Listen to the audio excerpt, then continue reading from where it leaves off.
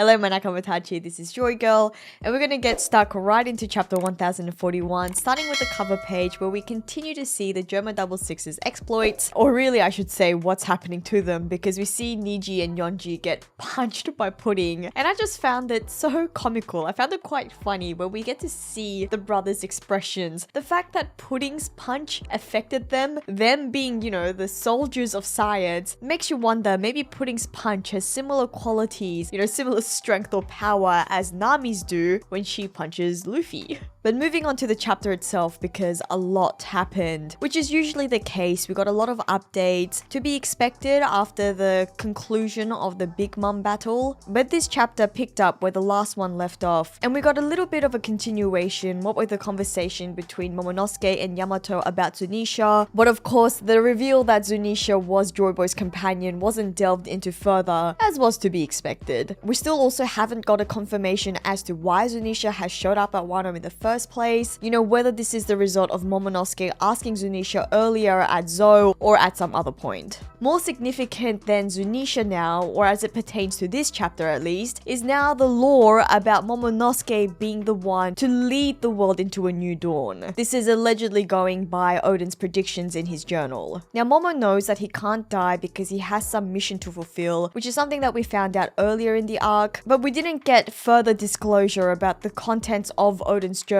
because it was quite conveniently ripped out by Oden for a purpose he thought was necessary that we don't quite know, apart from Oda's purpose in Oden doing that, meaning that the reveal of the mystery is prolonged for us. But of course, going by Momonosuke's dialogue, it seems like those crucial pages also contained what the One Piece is, so it's quite obvious that we won't be getting that information now because that is, you know, quite literally the whole point of the series. But it also seems like there could be other sorts of information in those pages, such as about why Momonosuke is the one that's going to bring about the new dawn as opposed to Luffy, which is what we've all been expecting so far. And of course, that's a really intriguing question that was raised by this chapter. You know, does this mean that Momonosuke is Joy Boy? This is actually a topic that I discussed very recently, and if you haven't checked that video out yet, then make sure you do so. I haven't changed my mind on what I said, although this chapter is quite suggestive, and it certainly does make my head spin as I try to wrap around my brain, you know, which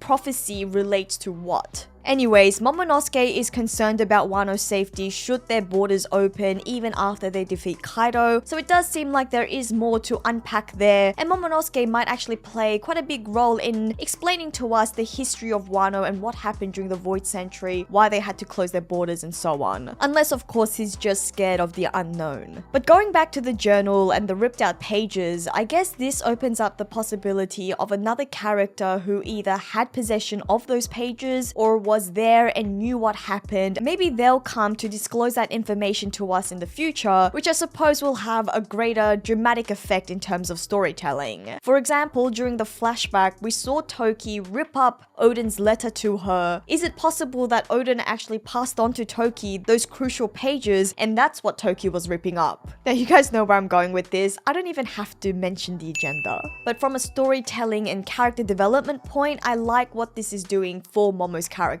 Because he can't completely rely on the information provided in the journal, he's gonna have to make the decisions about what to do with his country for his country. He has the fate of Wano on his shoulders, quite literally as well as metaphorically. And this is really going to showcase why he's fit to be the shogun. And through this segment, we also got to see the continued journey of his emotional maturity, and I really like how Oda keeps going back to this, how he keeps grounding his characters. But now moving on, the most important battle of the arc has now officially come to a close. It's finally been settled with Rhizo defeating Fukurokuju. The most interesting part of this scene in my opinion was Rhizo telling Jinbei, who found the scabbard, that they need to hurry because preparations are almost complete. And let me know what you guys think that means by leaving a comment below. But next we get 3 full pages of the title character Komurasaki interacting with Orochi. But now that in this chapter we see Hiyori getting a flashback and see her actually call Odin her father, I suppose that really confirms that that is Hiyori underneath that mask. And on that note, it's actually interesting that she didn't take off that mask even as she was revealing her true identity to Orochi in this chapter. But I do have to admit that seeing the contrast between Orochi's completely shocked face and then the sly, fake smile of the mask, that really fit the tone of that moment so well. I mention it every week, but Oda is such a masterful storyteller. Just the way that he draws his manga panels, seeing those faces side by side really hit home for me. Most notably in this scene, although it is something that we've seen in multiple chapters now, we haven't yet seen the Ame no Habakiri, which is something that most of us suspected that Hiyori would bring with her. But I guess it could just be the fact that up until this point, she was still masquerading as Komurasaki. Nevertheless, I'm sure she has some plan up her sleeve, considering she was smart enough to prevent Orochi from using his devil fruit to turn into his own form. Although I'm not that optimistic that it's going to go so easy for her, I am really excited to see some badass action scenes from her and maybe see her fulfill what she said to Zoro, that Orochi is hers and she's gonna take him down. Now next up, Izo. Izo was literally seen in this chapter maybe like 2 panels, but you really can't help but feel the badassness of the character who took out one of the CP0 members despite the fact that this was a 2-on-1 fight. And I guess that the hype in that has also been heightened given how the CP0 have been moving in this arc. It seems like Izo is pretty banged up now, maybe even close to dying, but no, I refuse to believe it. Izo is not dead. So the leader is still up, and it seems like Drake is now going to get his fight too, and I really like that for his character because all the supernovas have had really good showings in this arc, and it really would have been a shame. It would have sucked if Drake was the only one that got off-screened and was defeated at that. I'm also now wondering if this means that Apu might actually find that third CP0 member and he might have a fight of his own. But on that note, I just have to say, really trust in Oda. I find it just so funny that so many people were so disappointed, so upset about the fact that Drake's fight was off screen, and it seems like Oda may have just been teasing everyone. Also, if Drake gets his win by defeating the CP0 member, then this would be in a way helping Luffy, seeing as now the CP0 have received a new order from the Gorosei to eliminate the Straw Hat Captain. And now I'm thinking maybe this is what the Gorosei were referring to back in chapter 1037, where we saw them talking about an individual who could be conveniently wiped out during the battle, given the fact that we saw them also discuss a special devil fruit only shortly after in that same chapter. Is this scene also connected, and was the fruit in question the Gomu Gomu no Mi? Now back then I thought that they were talking about 2 different things, an individual whom they considered a threat, a nuisance, as well as a particular special devil fruit, but now it also seems like this could all just be coming together. And this development also has me now thinking that the Gorosei might actually send more high-ranking officials to really ensure Luffy gets eliminated. But moving on for now, we get an update on almost all of the remaining Straw Hats, but not actually all of them. It seems like Usopp's aim is to go outside, and we know that Zoro and Frankie are outside the dome because we see Frankie save Zoro in this chapter. It has me wondering, is that everyone's goal? Are they all trying to go outside? We do usually see the Straw Hats recoup and come back together near the end of the arc. Is it going to lead to them helping Luffy, or is it just going to be them witnessing Luffy defeat Kaido altogether? Because we find out that Nami is also near the entrance and Marco's with her, which really raises my intrigue as to what they're gonna face. Interestingly, Robin and Brooke aren't seen in this chapter, maybe because we got an update on them last chapter, but also maybe because this is brewing into their face-off against the CP0 member. Anyways, I have a feeling that all of the Straw Hats and the Scabbards are soon going to end up in the same place, with maybe Usopp collecting all of the bodies.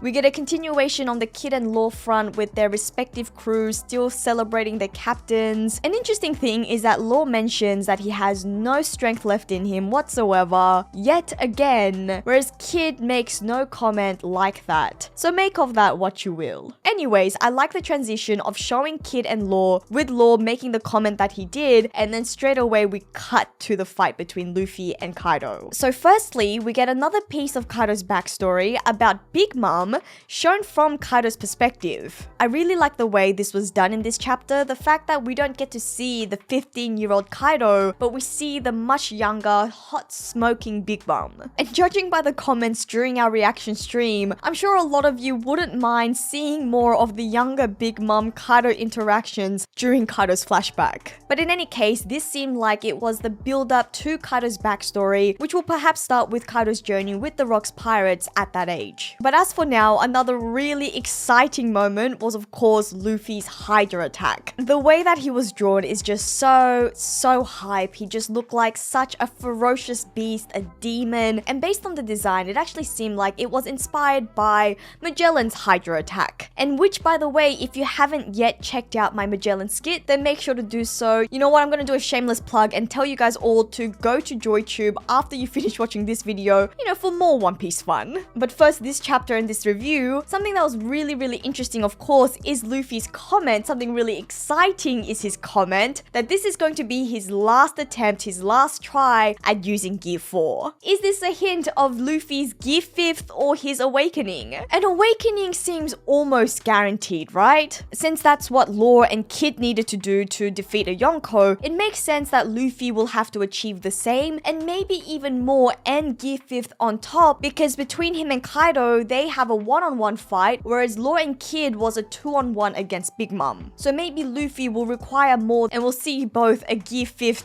and an awakening. But before we get carried away, the Gear 4th silhouette was just so sick. It's cool how the least detailed drawing in this chapter elicited the most emotions out of me. Luffy seriously just advancing so fast that Kaido couldn't even see his punches, and I really like the emotional aspect of it as well. You know, while we have a brief comedic moment as Kaido is reminiscing and he's grieving about his friendship with Big Mom, although that might have just been the drinks talking, mind you, Luffy just comes in, shows no mercy, you know, showcases that he just hasn't lost sight of his objectives. He is really not here to play around. The greatest news is that there is no chapter break next week, which means that we can continue to satisfy our One Piece cravings. And the way that we're just hurtling towards the end of the arc, I just really cannot wait for what's in store for us. Also, we have our artwork competition winners, and this week, all of our participants are our winners because I think they all really deserve it. And also because the way that people voted really confused me, and I really wasn't sure how to tally up the votes, but that doesn't take away from the fact that these are all really awesome drawings. So thank you all so much. A huge round of applause to Irvin, Fearless Pizza, Vivid Blader, Jiatsuki, Sir Rusky, and Yamato the Best Nakama. Thank you so much for participating. Thank you all for tuning into this review. Make sure to leave a comment below to share your thoughts on the chapter. Don't forget to like and share the video. Please do subscribe for more One Piece discussions. You can also join our Joy Fleet Discord server or even become a Patreon member. And I want to thank all my patrons for help supporting the channel.